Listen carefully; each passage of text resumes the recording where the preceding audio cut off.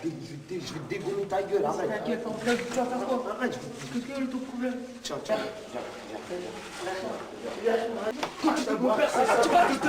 Dis pas fils de pute, d'accord? Sur la vie de ma mère, j'étais dans mes mains, tu vas voir ce que je vais te faire. Ça c'est Ben Arfa quand il était ado, à deux doigts de se fight avec Abu Dhabi, qui lui aussi a eu une carrière écourtée rapidement. Cette vidéo était un peu une prédiction sur ce qui allait se passer dans sa carrière. Une colère qu'il a jamais su maîtriser et qui détruira sa carrière qui normalement aurait dû être aussi belle que son ancien coéquipier lyonnais Benzema. On va parler de beaucoup de choses sur sa carrière que vous ne savez probablement pas, mais qui sont des facteurs déterminants sur le gâchis de sa carrière. On va retourner en 2013 pour remettre un peu de contexte. En 2013, Ben Arfa a affirmé à un journaliste qui rêvait de gagner le Ballon d'Or. Sa déclaration nous fait comprendre que c'était pas un manque d'ambition s'il voulait pas aller s'entraîner, faire de son mieux. Mais c'est quelque chose de bien plus profond dont je parle dans la vidéo. Le pire, c'est que Ben Arfa, il avait le potentiel pour gagner le Ballon d'Or. Même Benzema, qu'il détestait, il avait dit ça en interview. C'est quelqu'un qui a talent, c'est du niveau de Messi, et sans faire de langue de bois. Hein, Et même Cissé, avec qui il s'était battu à Marseille, il l'avait dit. Peut-être paraître pour un fou, mais je pense qu'un Athème au beau niveau, ça vaut un Messi.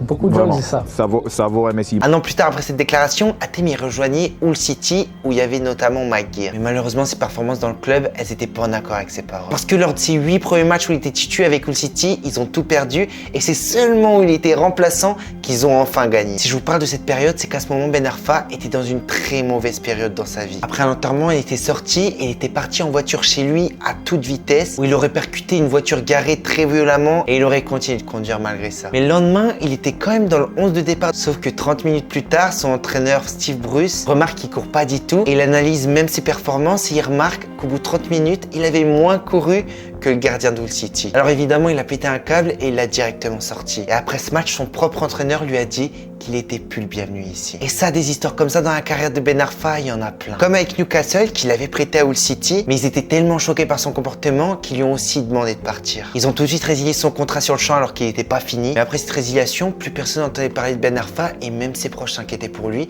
parce qu'ils ne le trouvaient plus. Même quand ils allaient chez lui, Ben Arfa n'était plus là, personne ne savait où il était à ce moment. Il avait seulement 28 ans et pour beaucoup, ça semblait la fin de la carrière de Ben Arfa. Mais même si sa carrière c'était une tragédie à ce moment, elle avait pourtant bien commencé. Notamment aux côtés de Benzema, qui avait le même âge que lui et avec qui ils avaient tout raflé à Lyon ensemble. Il faisait partie de la génération 87 avec Nasri, Benzema et tout ça, avec qui ils avaient gagné le championnat d'Europe des moins de 17. Et pour beaucoup à cette époque, c'était le futur Zidane. Mais ensuite, Ben Arfa a fait ce qu'il sait faire de mieux. Il a eu des altercations avec son entraîneur et même avec son coéquipier Benzema, avec qui pourtant tout semblait bien se passer sur le terrain. Il se fightait avec toute l'équipe. En 2008, après avoir tout gagné avec Lyon, il décide de se séparer de son club, même si Jean-Michel Aulas, le président du club à cette époque, ne voulait pas s'en séparer et tous les plus grands clubs du monde le voulaient. Manchester United, le Real, Arsenal. Mais au lieu de ça, il a décidé de choisir un autre club plus improbable, Marseille, l'un des plus grands rivals de Lyon. Évidemment, quand il est parti, ça s'est pas passé normalement. Faut que ça se fight avec Ben Arfa parce qu'il a forcé le club à partir et il aurait même laissé un chèque de 90 000 € dans son casier pour montrer qu'il voulait vraiment partir. Ça a été une vraie bataille juridique avec Lyon qui essayait de freiner le transfert, mais il s'est quand même passé et Marseille déboursera 12 millions d'euros pour l'avoir. C'était leur plus gros transfert à cette époque. Sauf que 2 semaines après son arrivée, faut qu'il se fight encore avec Djibril Cissé. Même si son comportement il était déplorable sur le terrain, les statistiques étaient là. En 11 matchs en Ligue 1, il avait déjà marqué 6 buts et fait 4 passes décisives. Mais sauf que son aventure à Marseille a vite déchanté, notamment en Ligue des Champions, où juste avant le match, il s'était battu avec un de ses coéquipiers. Il était donc sur le banc, mais quand son entraîneur a voulu le faire entrer,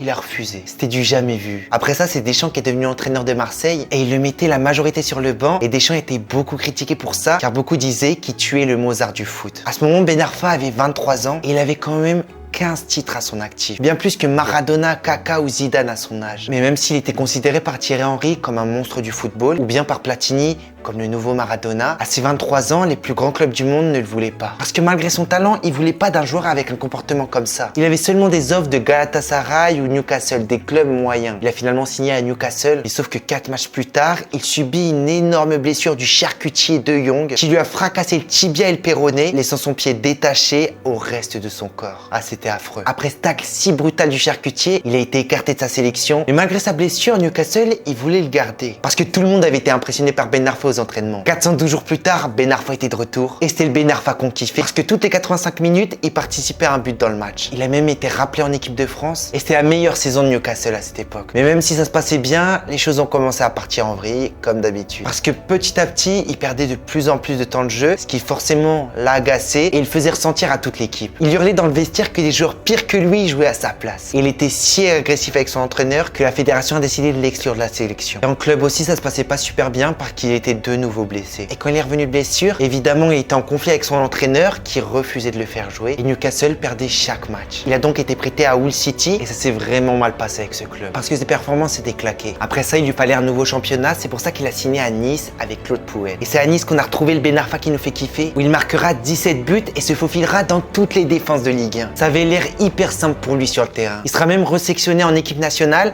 même s'il ne sera pas sélectionné pour l'Euro 2016. Et après cette saison à Nice, beaucoup de grands clubs le revoulaient. Le Barça, Chelsea, l'Atlético et le PSG. Le choix était rapide pour lui, il a directement choisi le PSG parce que c'est son club de cœur depuis tout petit. Évidemment, à ce moment, on se disait que tout allait bien se passer.